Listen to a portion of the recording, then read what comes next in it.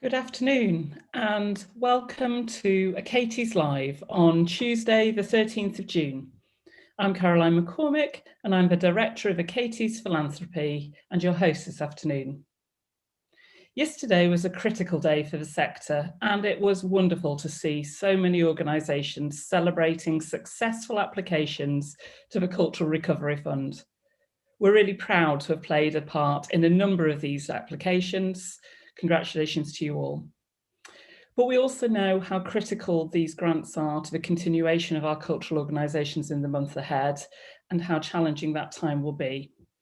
Our commiserations to those who weren't successful, and just a reminder to everyone that the team at Achates are always happy to speak to you pro bono if you are in need of urgent support. Please note that this webinar is broadcast live and then available on YouTube, so information is correct at the time of broadcast, but may be subject to change. As we look ahead with some understanding of where we stand, financially at least for now, we're turning our attentions today to the critical question of strategic planning. And I'm absolutely delighted to welcome a hugely impressive panel to guide us through these issues from a range of perspectives. Welcome to Sadie McKinley, Head of Development at Edinburgh International Festival. Hello, Sadie. To Joe Beggs, Head of Development at Manchester Art Gallery. Hello, Joe, lovely to have you with us. And John Opie, Deputy Director of Jerwood Arts. Thanks so much for joining us, John. And of course, our very own Director of Development, Kane Moore, who is going to introduce our theme for us this afternoon. Thanks so much. Over to you, Kane. Thank you so much, Caroline. So over the past 7 months, the cultural sector has, in so many ways, responded with great ingenuity and creativity to the unprecedented demands of COVID-19. We adapted to shutdowns by swapping our physical spaces for virtual ones. Our digital programs helped people to cope in an often very dark time. And while so much participatory arts activity successfully navigated the leap from face-to-face to digital delivery, we also came up with ingenious ways of reaching and supporting isolated and vulnerable people, including those for whom access to a computer or the internet presented a real barrier. We developed new partnerships which crossed geographies and sectors. And as lockdown measures began to ease, we innovated again, creating beautiful ways to welcome audiences back, despite social distancing and heavily reduced capacities. But, of course, this period has been incredibly hard and shown how precipitous areas of the sector are. We have seen our earned income streams in effect vanish overnight. And the end of the furlough scheme in August brought with it deep job losses. Digital programs have created some opportunities for artists and freelance creatives, but nowhere near enough. And many of these artists have been unable to access emergency income of any kind. As Caroline mentioned, yesterday's announcement of the first round of funding from DCMS's Cultural Recovery Fund has provided many organisations with security for the period ahead, and importantly, space to continue testing and adapting their operating models for a post-COVID world. In her interview for BBC's Front Row yesterday, Stephanie Sir, the Chief Executive of Nottingham Playhouse, talked about the Cultural Recovery Fund being positioned as a bridge from here to there, but that the there, reaching a point of recovery, still isn't really in sight. And so, with a return to how things were still feeling a long way off, indeed, if we even ever get there, how do we build structures, strategies, and support models to build up the resilience of the sector and to ensure that we do not shed creative talent that is at its core? We, as a sector, have embraced digital technology, but with much of this content free or reliant on subsidy, and live programming and trading activity stymied by significantly reduced capacities and vulnerable to future local lockdowns. Are our organisations and venues even tenable without continued emergency support? And is it even possible to set out a longer term strategy when so much is still unknown? So to discuss this topic of planning for the future and rethinking businesses, fundraising and support models, I am really, really delighted to welcome our really brilliant panel of Sadie, Joe, and John. And to start with, I'm going to invite our guests to introduce their organisations and to give a brief overview of how they responded to COVID-19 to really set the scene for our conversation. So I'm going to ask Sadie to kick off things. Sadie, over to you. Great, thank you. Thanks, Kane. And good afternoon, everybody. Delighted to be on the panel today. I'll give you just a sort of, in a nutshell, what August might have been for us in a normal 2020, for those people that don't know the International Festival. But we present 3 weeks of world-leading opera, drama, dance and theatre. We invite about 3,000 artists from 41 different countries to come to Edinburgh. There are about 300 performances seen by over 400,000 people. And underpinning this, we have a year-round learning and engagement programme as well. So we're not just these 3 weeks, there's things going on around that. And all of that's been affected. We would normally have an annual turnover of about £12.5 million, which is roughly split. About 30% of that comes through our fundraising activity, a bit less than that from ticket sales and commercial income, and the balances in grants. And obviously what we had was very different. As Kane, you said, ticket sales, commercial income just dropped immediately. So we predicted we were going to lose about £5.5 million because of the coronavirus. And the way it played out for us, so obviously this was mid-March, everything was closing down. And actually it was almost on the eve of what would have been our 2020 programme launch that we had to make the decision that the 2020 festival was not going to go ahead. And as you can imagine, it's quite an emotional decision. I've worked in festivals, in summer festivals in Edinburgh since 2003, so it's very much part of my life. It's part of my family's life as well, and it wasn't just me, everybody was affected by this. But talking collaboratively, we also made that decision jointly with the other summer festivals that were going to happen, so there wasn't one announcement coming out after another. We started to work together on this. But before making any of this public, we obviously wanted to talk to our key donors and stakeholders first of all. So we actually got on the phone to people. We spoke to as many sponsors, major donors, trusts and foundations, our grant funders as well as we could. For those people we couldn't reach by the telephone, we emailed, and we also had to write to people because, as you said, not everybody has access to the internet. And we were kind of overwhelmed by the response to it, really. It was very humbling, and people were devastated. And actually, it becomes very much part of people's lives in Edinburgh. We have a very engaged, loyal audience. And we didn't ask for any financial support at that time. We just wanted to let people know this was what was going to be happening. But some people voluntarily said that they would continue to support us. They'd already pledged their money. Some of them had made their donations already. And there were actually some unsolicited donations that came out with a lot of the smaller individual donors as well, sent in donations, as well as people saying we could keep their membership fees and translate that to a donation. And so some of the interventions we were able to do were quite nice. We could do a little thankathon. So we called people up, but we got everybody from the festival team to make phone calls to donors to thank them for their donation. And it was one of the nicer ways that we could engage with donors during this time. But, you know, we had to reflect upon what was going to happen, and that was March. And actually in April, we went back to people and we came up with, I suppose, an ask for our supporters and an ask to repurpose the funds that they'd either given us or pledged to us to say, you know, this is what we need to ensure our survival. This isn't about, you know, a festival in August. This is something to make sure that, you know, we can continue to be here. So, and those days we said, so we bounced back in 21, and I think everyone's realizing bouncing back in 2021 is not going to be the thing anymore. But we had a very clear resilience plan that was put together by our festival director and senior management team that we could share with people. And it covered 5 key areas that were really important to us at that time. First of all, there was the issue of expertise. So our staff and the freelance art workers that we work with as well, how could we ensure that there was support for them? And then artists and companies that we work with, how can we continue to work with artists during this time, or with, say, the Scottish national companies. Obviously, a lot of the artists we had invited to be here in 2020, we had to speak to them in cancelling the festival.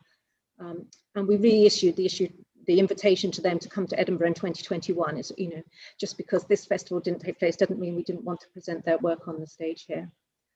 We had to think about physical spaces, not just the venues that we own and work in, but also where we present work on stage, and how can we support the other theatres and the concert halls in Edinburgh as well. And there was the festival infrastructure and the ecosystem. You know, Edinburgh is a festival city. A lot of it is about the hospitality, the tourism, the event companies that work with here. And the biggest thing though was like, what can we do in some sort of artistic way to celebrate still and mark that spirit of the Edinburgh Festival on the stage in August, and have a community engagement plan as well, so it could be very inclusive. So we said we predicted this big drop of income. We asked these people to support this resilience plan. It was asking them to support things that we wouldn't normally ask funding for, like overheads, very basic things like that. We didn't ask people for more money, and we didn't ask everybody for money, but everybody we did ask said yes. And I think that's key to our survival, really. And part of that is because of the relationship we've built up with them all in a number of years. And so I suppose our response in August to COVID-19 was an artistic and supporter engagement programme that we had to deliver safely. We had to deliver it within government guidelines. And it had to capture the essence of what we were. So you can actually see, if you go to our website, you can see all the different things that we put on. And I wasn't going to list through them, but I just wanted to talk a bit about the outcomes, because there's a lot there actually. When you think about, normally we have a year or more to put on one festival, we had 2 months to bring all of this together, and people had to work very hard to do this. So there were some key achievements from this. First of all, we got artists back together on the stage for the first time since March. And everybody had been watching dancers in their kitchens, you know, online, or they'd seen people singing, but this was getting artists together, and it was a very emotional time for them as well. We could film and record them, but we couldn't have any audiences present. We employed or provided some sort of income opportunity for nearly 500 artists and art workers, and that was one of the key things for us in the beginning, because as you said, there was no government support for people who are self-employed. We achieved 1 million views of all of this newly created content. Our reach was much wider than it would normally be digitally with a festival. And actually all of that was made free to people to watch. It's still on our YouTube site, but we paid people to perform this work. We didn't ask people to create work for free. The powerful imagery, I think, of the light installations we did at the opening weekend, we put a lot of light beacons and lights within venues that we would have used for the festival. There was a thematic thing behind this, and you can read about this online. But what it did was create a very powerful image that was used across the world and kept this light shining on Edinburgh and as a place to be and keep everyone on the global stage.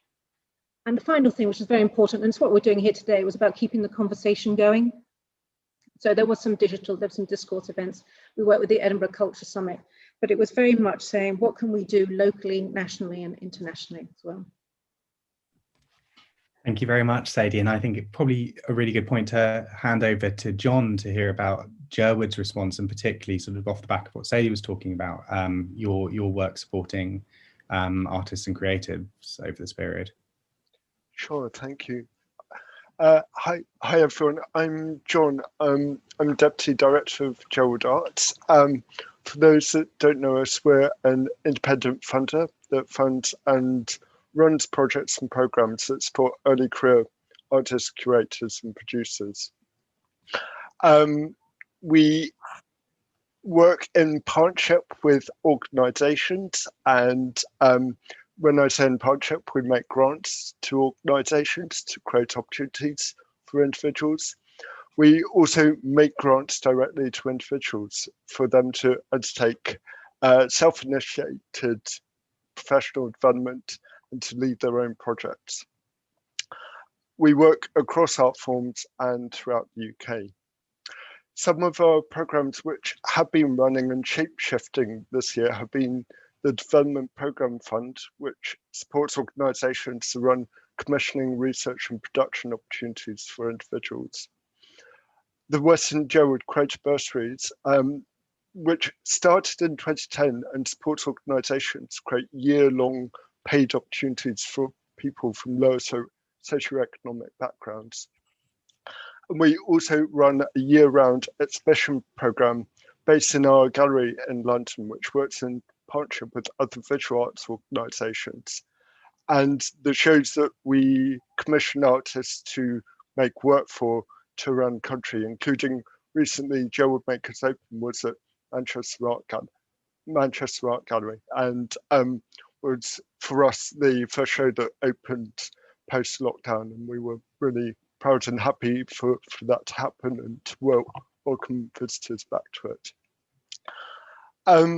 We entered this, sorry, I was going to say that all of that means that we were working with around 90 organisations this year and 60 individuals directly, and we're quite a small team, so a lot of what we've been doing is holding those kind of individual relationships during this time. I'll come back to that. So we entered this year with a full slate of commitments and projects, which meant that when lockdown hit, our main job was to stay in close contact with our partners and artists. We played a supportive wait and see approach with them, flexing the terms and conditions of our funding. It has meant that some activity has been delayed by anywhere between 6 and 12 months. Some work has been reimagined digitally. Other work has changed completely, and as a funder, we've had a responsibility to listen to the people we're working with and hear what they can do and want to do, or what they can't do during this time. We've been inspired and humbled by the responses. It's worth saying that actually very little has been abandoned yet, and for most people, they've been having some support for creative work from a funder like Gerald Arts has been a bit of a lifeline during this time. Our gallery has been closed since March, and we're hoping to reopen it with new Gerald FU Awards exhibition in a couple of weeks. So my team has been quite busy creating COVID secure space in order to welcome visitors back to our gallery, and learning from all the excellent examples of galleries who have done that over the summer and been able to make things work against the odds. At the time of lockdown, we had also just selected the 50 organisations we are working with on the next edition of the Western Gerald Creative Bursaries. The programme is based on role creation as well as organisational change around equity and inclusion in employment practices. It was meant to run with a series of in-person meetups and cohort building over 2020 to 2022. And we've taken a bit of a pause over the summer to reimagine the digital version of the development programme with our partners, People Maker Work. And we're due to announce publicly the organisations we're working with very soon. So having gone through some months of working behind the scenes on reimagining things, we've been able to have the silver lining of announcing some new things more recently. Having a high level of commitments at the beginning of the year and the economic impact of COVID on stock markets, it meant that our capital, our endowment, took a hit in March and April, May. And because of our high level of commitment, we weren't in a position to release emergency funds at the beginning of lockdown. Instead, we've been thinking carefully about the second response in support of sustaining artist practices, what they might be, and listening, adjusting, and learning. And we're very close to announcing new opportunities that are targeted at this, being highly aware that individuals will have fallen through the cracks of government and institutional support. Our second phase, we see our role as kind of working out how we can best support artists in this second phase of sustaining practice and recovering and rebuilding through the end of this year, next year and beyond. Thank you very much, John. And thank you also for giving us a bit of a taster about what's coming up. and where you are in your planning in the future. Finally, love to call on you, Jo, about how you've responded, how Manchester Art Gallery's responded over the past 7 months, and sort of leading into our first question, where you are with planning ahead, and what have you really learned for the last 7 months that you see your organisation taking forward, over the next year? Okay, so for those who don't know, Manchester Art Gallery is a major city centre civic gallery. It has a collection of fine art, craft and design, fashion and dress. And we also have a second site, which is Platt Hall, which is out about a mile from the city, in an area between Rusholme and Fallowfield, which is a heavily student population, but very much a residential population. So it's in a very different kind of space to our city centre gallery. Over the past 2 years, we've been slowly implementing a new mission and vision, which is very much focused on our civic role, demonstrating how we promote education and well-being through creativity. And that really has probably accelerated massively during COVID. So it's allowed us to really think about what that means in a very real sense. We closed when everybody else did on lockdown, and in Manchester we've pretty much had a lockdown all but about 3 weeks in August, when we all ate out to help out, and then we got locked down again. So we've had a local lockdown, and now we're a tier 2 lockdown area, so it's not going away very quickly. We'd also, over the past 2 years, built a very successful trading company, which was giving us about 25% of our income as earned income, most of which was coming through our events business, which, of course, as others have said, just collapsed overnight. So we've had to think very much about how resilient that model actually is, that we thought we were really congratulating ourselves on creating the model that everybody wants to have, that felt much more robust, has proved not to be so robust. We had positive news yesterday from the Cultural Recovery Fund, and at least that deals with some of the current debt and allows us to start up the trading company again. But it definitely gives us it shows really how easy it is to be in a position, a very difficult position. We're part of the City Council. We're a City Council-owned, fully City Council-owned gallery, and the City Council are very supportive in Manchester of culture. That's a fantastic opportunity for us. The City is very keen to relaunch the city and get people back into the city through a big cultural relaunch, as soon as it's possible to do so. I think we have been talking about Spring 21. I think we need to be flexible around just what we launch in Spring 21, but that gives us a real opportunity. On closing, we were due to open a Derek Jarman exhibition. It was just about to open, and we will be relaunching that in May next year. So we have been able to move some things forward, which is a great opportunity. We reopened at the beginning of August with our very limited offer. So our collection and the Jerwood exhibition that John mentioned, which was a brilliant kind of mix of things for people to come back to. And I think there was some concern over whether people would want to come back just to see the collection that's been on show for 20 years, pretty much in this format. And we were delighted that people came back to see those things and to really cherish those things that are really very special to them. And I think it's one of the things that we've learned is how special that collection is, and how much a part of the city that is, and how that then translates into philanthropy. So we were very pleased that all our patrons continued their support during lockdown, which goes to prove what I've always said really about that being a philanthropic gift rather than a transactional gift. And we also had two really significant donations from individuals during lockdown as well, who could see the position that we were in and that we still needed that support. And we've actually been very successful with Trusting Foundations during the lockdown period as well.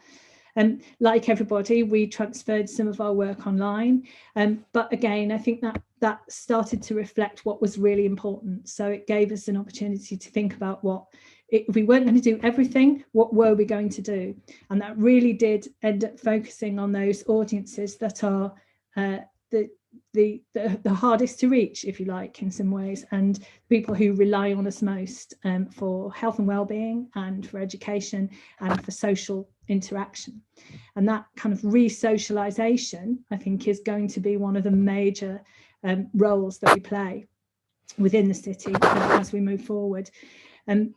When we during lockdown, we became very aware of the digital divide and digital poverty. So a lot of the people that we were working with fall into that category of people who don't have access to digital content, and particularly a kind of lack of hardware, particularly in households where there might be one computer or one tablet, but not enough for everybody to engage with what we were kind of asking them to engage with. So we did quite a lot of low-key and low-tech solutions to that, including sending out art material boxes to families that we work with through a partnership with Sure Start. And we did a lot of work around keeping in touch with our participants through telephone calls and letters and all of those old-fashioned things which come into their own at certain times.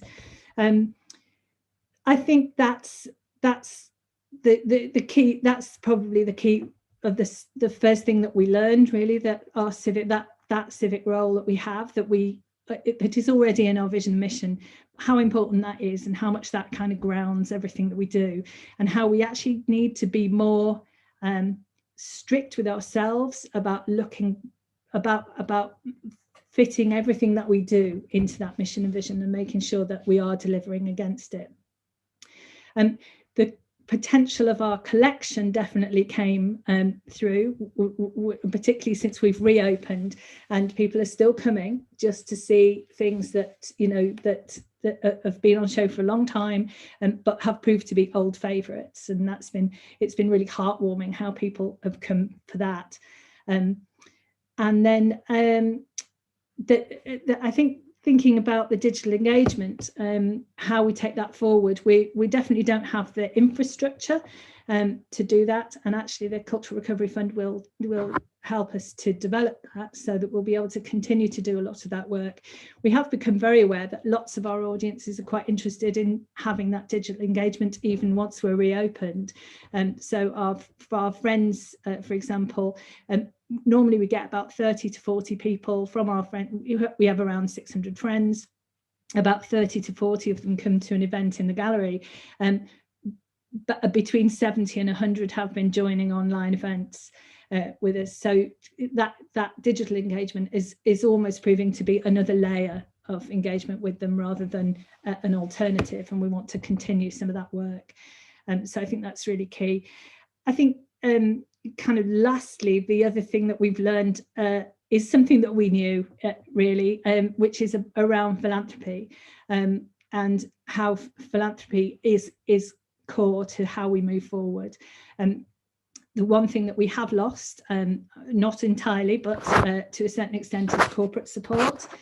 During lockdown, even our corporate members have struggled to retain their membership.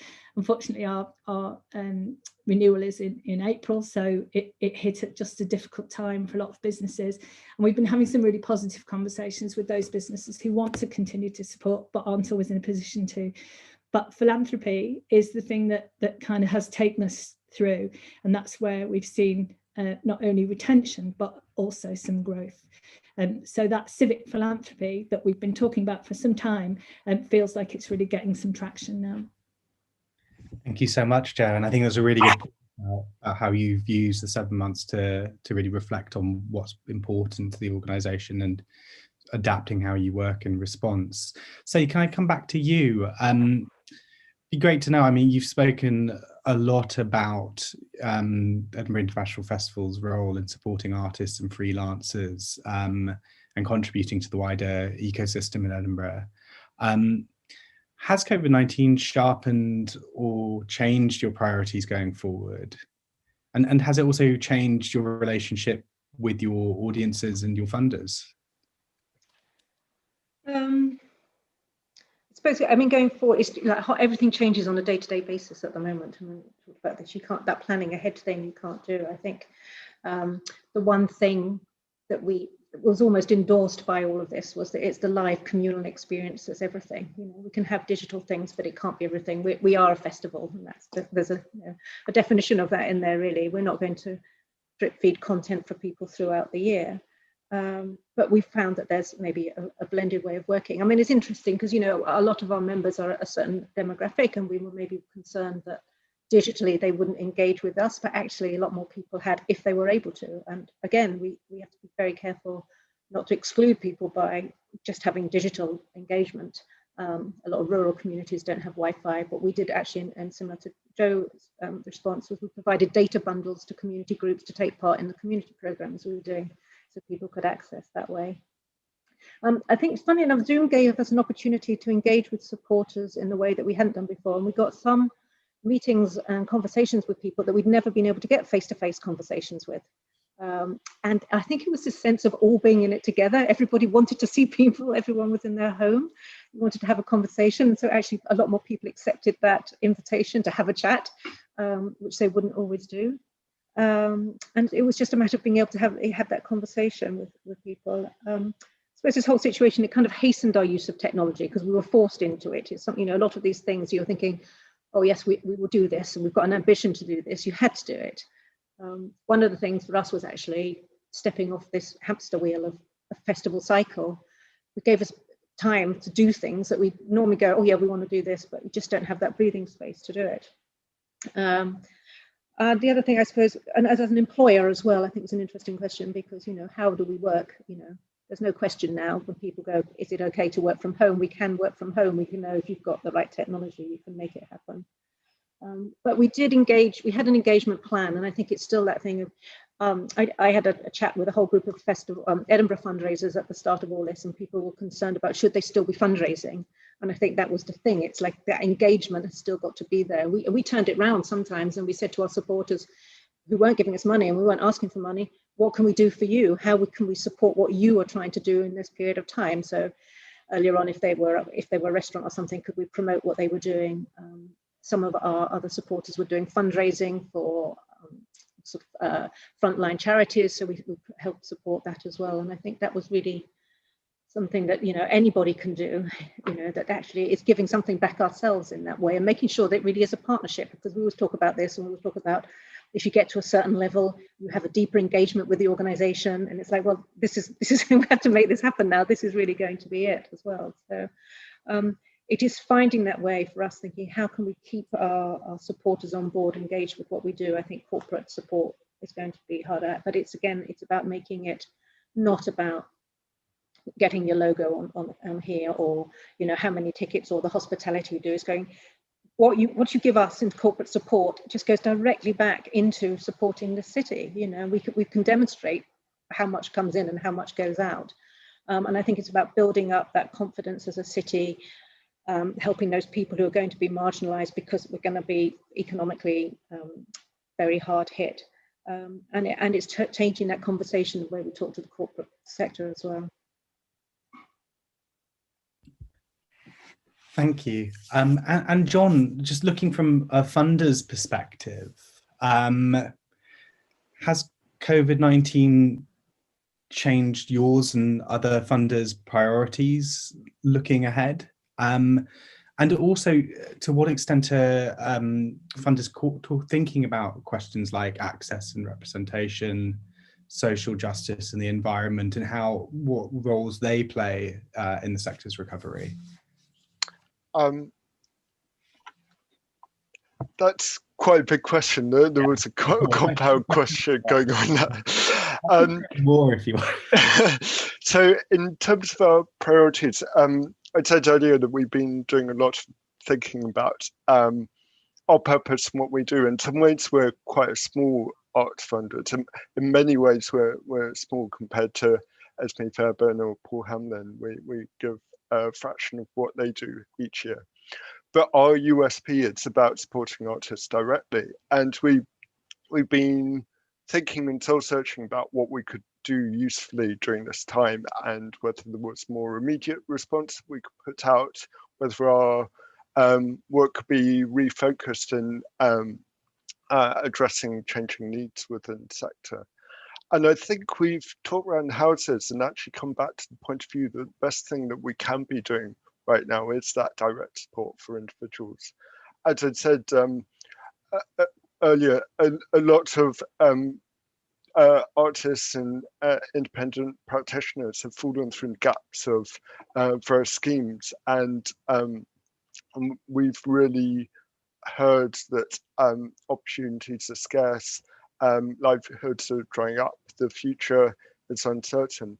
So what we're trying to do is understand how our current focus on supporting individuals can be reaffirmed and also made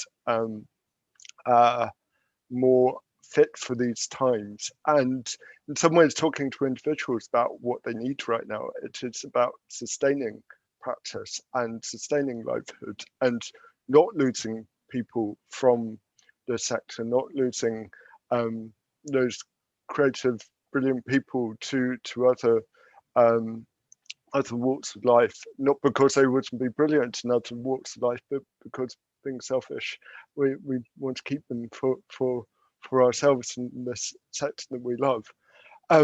So we're really thinking about what support for individuals might look like, what kind of professional development support is needed, how do you offer funding in a way that gives individuals both financial freedom and creative freedom to survive during this and take advantage of opportunities, rethink what their work might be going forward.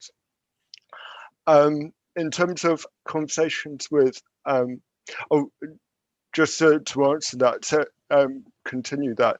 So in our current relationships with artists we've been supporting it, obviously the outcomes that we were expecting, say exhibitions or festivals or productions, many of them were cancelled. So it's about talking about what the learning and development they could do during this time might be instead of doing that, and not withdrawing support, but refashioning it so that people can do useful things at this time. In terms of other funders, it feels like the independent funding sector has come together quite a lot over the last 7 months. We talked a fair amount before all of this, but I think the crisis has really focused attention on where we can work together, where our priorities align, how we can not duplicate but enhance each other's efforts. Yeah, I think networks like Association Charitable Foundation, London Funders, the group of arts funders that do communicate, believe it or not, we have been able to share intelligence and build a picture of where we can best supply our support and play to each other's strengths. And that's been a really positive outcome of this time. Thank you. And Joe, one last question, I think, before we probably throw it open to the floor, because I know we've had quite a few questions come through, haven't we, Caroline, already? I think is that point around access and representation, around social justice, and to how you and other organisations are ensuring those questions are sort of at the heart of how you and the organisations that you work with recover from COVID-19? Yeah, I think, I mean, as a local authority gallery and with that kind of civic remit, we've always felt that is what we're here for. We've perhaps not put that into practice as well as we could have done in the past. And I think over the past 6 months, like you say, we've had time to kind of stop and think about how we are delivering, particularly against what we're saying we're delivering, but definitely against what we should be delivering. I think there was a time when, 20 odd years ago, there was a time when gallery education was a kind of add-on to what galleries did in the creative, in the whole of the creative sector, and now it's unthinkable really that it was an add-on and that it isn't kind of central to what we do. And I think those issues around social justice and the environmental and all of those things that we've been discussing, I think at length over the past 6 months, they have to be part of what we do, essential to what we do, and not the add-on. And that might take some time. And that, but everything that we are discussing, every project that we are discussing, every exhibition that we're discussing, I think we have to be thinking about those things right from the start. And that's probably as much of a change as the change that we're going to need to make in the kind of new financial world that we find ourselves in. And there's a part of me that thinks we need to lower our expectations. And I know that sounds like a really negative thing, but I think there's something around being really realistic about what we're going to be able to deliver in a post-COVID and new financial situation world, and deliver it as best we can, rather than trying to do everything, particularly one institution trying to do everything. And I think that the relationship between arts organisations, I know this has definitely happened in Manchester, but I know it's happened in other cities too, and areas, talking together about what we can deliver, and having a much higher level of communication and a much richer level of communication during the past 6 months, like John says, with funders. I think that's been really important, and that will help us to deliver for our city across the sector. I'd also be really interested to think about how the sector starts to think about how those conversations that are being had within the funding sector can be shared with and we can share with that. I've long thought that funders could be so much more effective the more they communicate and the more they share their thinking. And we'd like to be part. I think we as a sector would really like to be part of that conversation. Thank you very much, Jo. I'll leave you to follow up with John to discuss. Caroline, you're saying it's been busy in the YouTube live chat.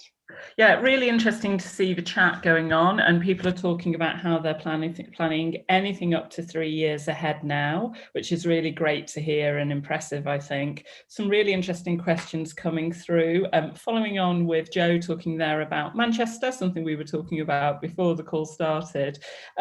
Regine from Home Manchester was just asking, really in terms of the civic pride and the argument that Manchester Art Gallery has been making and how important that sense has been, whether that's something that perhaps you felt, Sadie, in Edinburgh as well, and whether other panelists have noticed it in other cities. Yes, I think it's one of those things that we have always talked about in terms of the festivals and civic pride, and how important it is. Sometimes, though, you may read like where people have added comments in under newspaper articles and you think, oh, that there is no civic pride in it. You know, some people have a very strong opinion of the festivals and the number of maybe tourists they bring to the city. I think working closer together, we obviously have tried to show more than just, you know, the PR value of what we do. It's about, like I say, the education and inclusion. It's in terms of sort of planning ahead, I think that it's going to be more important, really. It's, you know, it's very difficult for us. We're a global organization, you know, we're we're an international festival, but we take place and we're rooted in Scotland still. And it's what we bring into the city that's really important. Great, thank you. And Kane and John, have you seen that growing in importance as well? The idea of civic pride and that argument in terms of particularly philanthropy, but support generally. Go on, John, you go first. I was waiting to see whether Kane would go first. To be honest, it's not a question I've thought too much about, but being a UK-wide funder, we do work with organisations throughout the country and in their specific contexts, and we've always tried to have a mix of festivals and organisations. To a greater or lesser extent, enabling artists to have an opportunity to engage with communities and to establish that conversation that tells stories about locality. I guess it's been different during this period because a lot of locations have been fragmented by digital experiences of work, where location has been less important in some ways, but also where international has become far more possible, and you're finding audiences where they used to be very localized, they're now the potential is global. So I think that's another silver lining of this period, and something that if we go forward and think about both location-based activity and it can coexist alongside the digital possibilities we've been learning over the last period. Jo, I can see you nodding your head there. Did you want to jump in? Yeah, I think that coexistence is going to be really important, because I think people's attitude to digital engagement has changed considerably, and I think we've discovered what we can do, and we can probably do a lot more. I do have concerns around the kind of digital divide. It is something that struck me kind of really strongly during lockdown, particularly, you know, not necessarily amongst the people that you might think don't have access to digital. So I think we need to make sure that it's not the be all and end all for and a solution to everything, but I think it's essential that we don't think, okay, we're back in the building now, we can forget about that, because actually it's reached a whole different demographic, I think. And it would be fantastic if we could take those people with us and build our audiences as a result. I completely agree.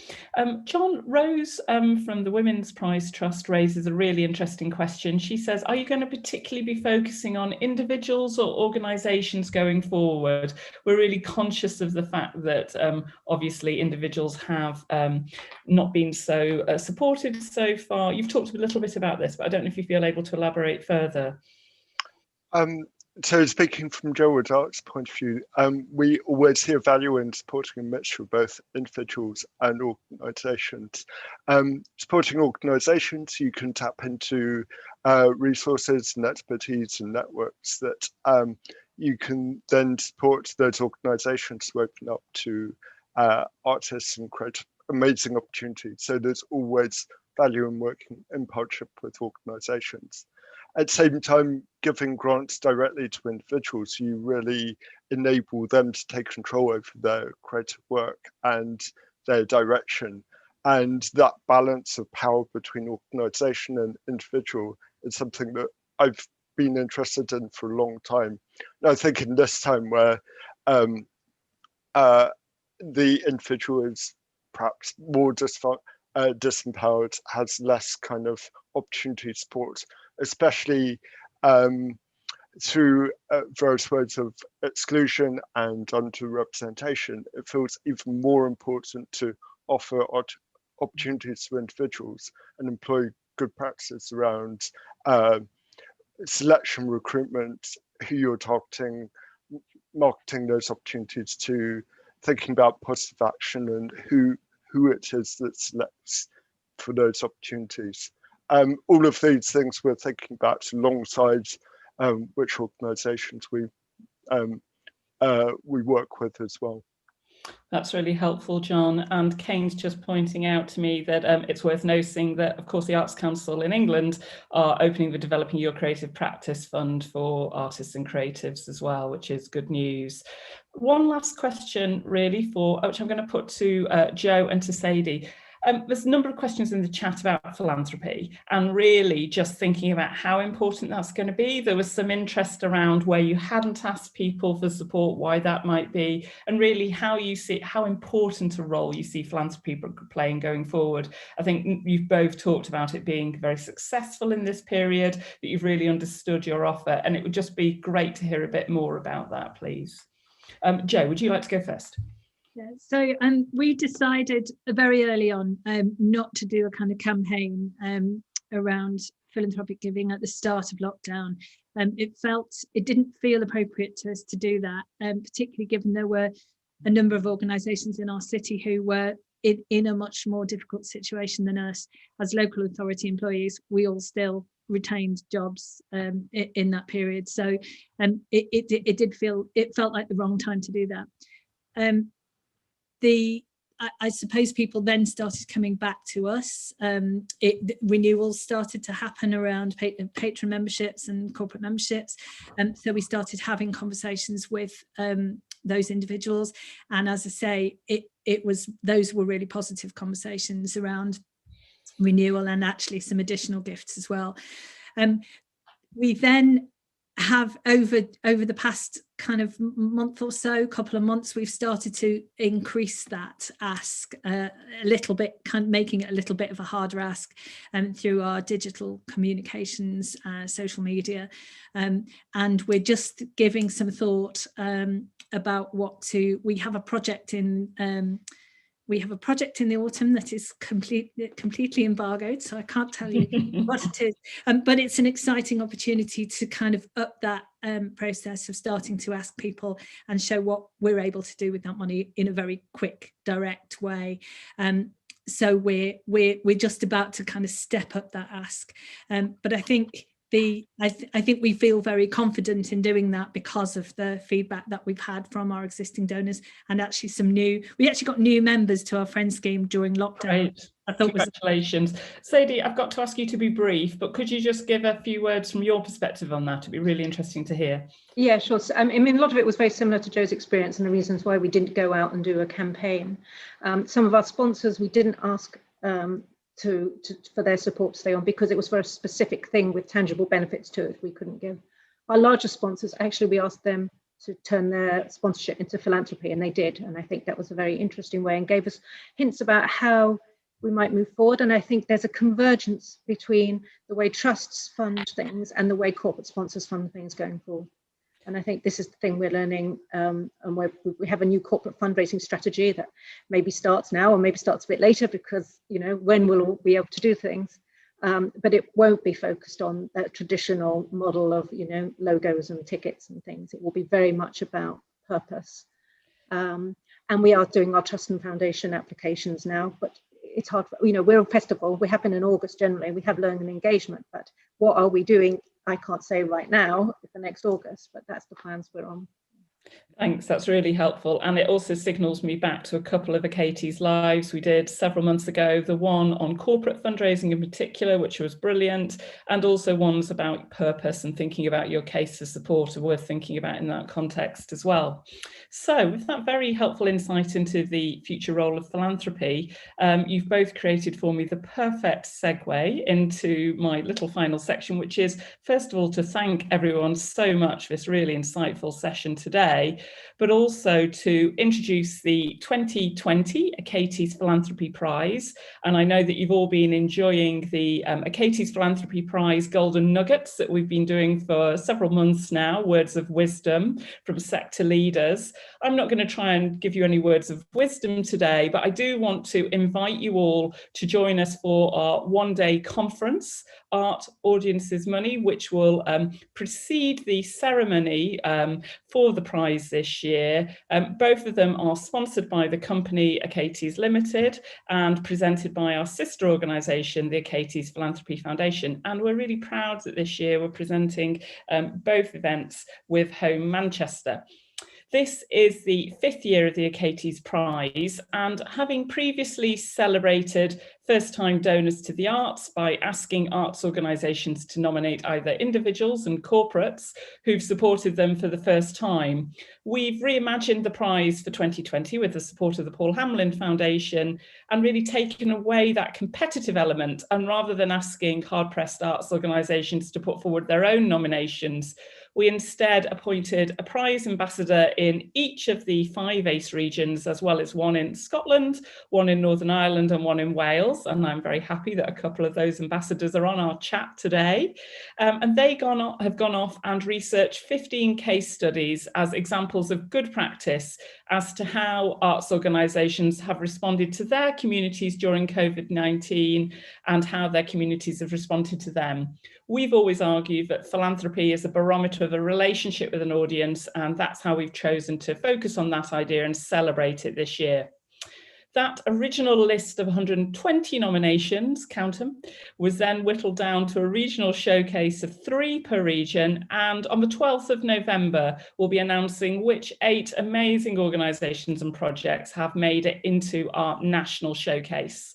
I think Tash is putting into the chat for you there a link so you can join up, both for the ceremony, but also the one-day conference, our first one-day conference, Art Audiences Money, which will be both free and virtual, and will be a key moment of taking breath and considering what world do we want to live in and what role do we want arts and culture to play in it, which seem to us the most important questions we can ask at this time. The Achates live sessions, which are presented by the company, are practical workshops and very much hands-on. The foundation is perhaps a space for more philosophical reflection on the sector as a whole. And as I've said, we're delighted to be working with Home and thrilled that Rasheen is with us today. We have 5 brilliant panels as part of the conference, including topics such as rewriting the rulebook, which is hosted by Moira Sinclair of Paul Hamlin Foundation, philanthropy as a life skill, hosted by Lynn Gardner, the renowned journalist, and other topics such as power dynamics in the arts. The link to sign up, as I've said, should be in the chat for you, but do email us on info@achatesphilanthropy.com if you would prefer to receive more information first.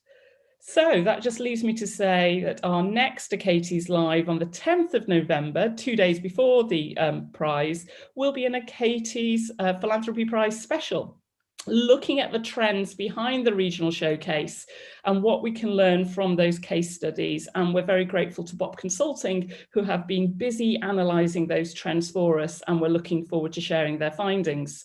So that just leaves me to say thank you so much to all our speakers today. Sadie McKinley, Head of Development from Edinburgh International Festival. Thank you, Sadie. Joe Biggs, Head of Development from Manchester Art Gallery, and John Opie, Deputy Director of Jerwood Arts, and our very own Kane Moore and Tash Blore behind the scenes there. Thank you all so much for joining us. Take care, stay well, and see you next month.